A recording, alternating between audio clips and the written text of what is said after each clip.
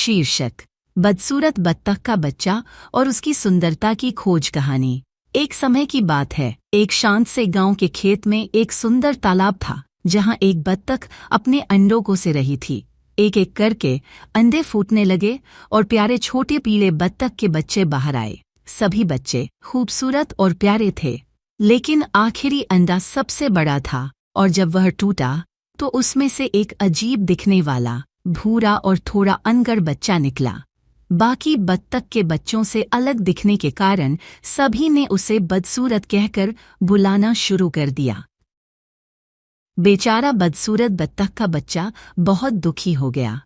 खेत में रहने वाले जानवर उसका मजाक उड़ाते थे और उसके अपने भाई बहन भी उसे अलग महसूस कराते थे। हर दिन उसे अकेलापन महसूस होता और आखिरकार उसने वहां से भागने का निर्णय किया।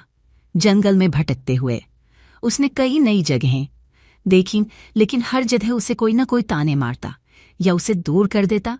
मौसम बदलते रहे और ठंड आ गई। सर्दी के दिनों में उसने अकेले ही समय बिताया, ठंड से कांपता और भूखा, लेकिन किसी तरह उसने खुद को जिंदा रखा।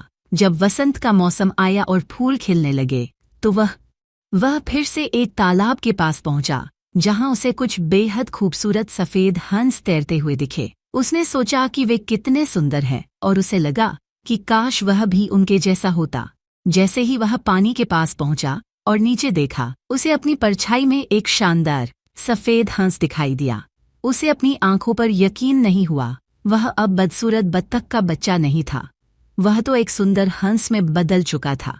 उसकी आंखों में खुशी के आंसू आ गए और उसे समझ आया कि वह हमेशा से हंस था, बस उसे खुद को पहचानने का समय चाहिए था। हंसों ने उसे खुशी खुशी समूह में शामिल कर लिया और वह अपने नए परिवार के साथ खुशी खुशी तालाब में तैरने लगा। अब वह अकेला नहीं था और उसे अपने असली रूप पर गर्व महसूस हुआ। शिक्षा: हमारी सच्ची सुंदरता समय के साथ प्रकट होती है और हमें खुद पर विश्वास रखना चाहिए। हमारी अनोखी विशेषताएं ही हमें खास बनाती है।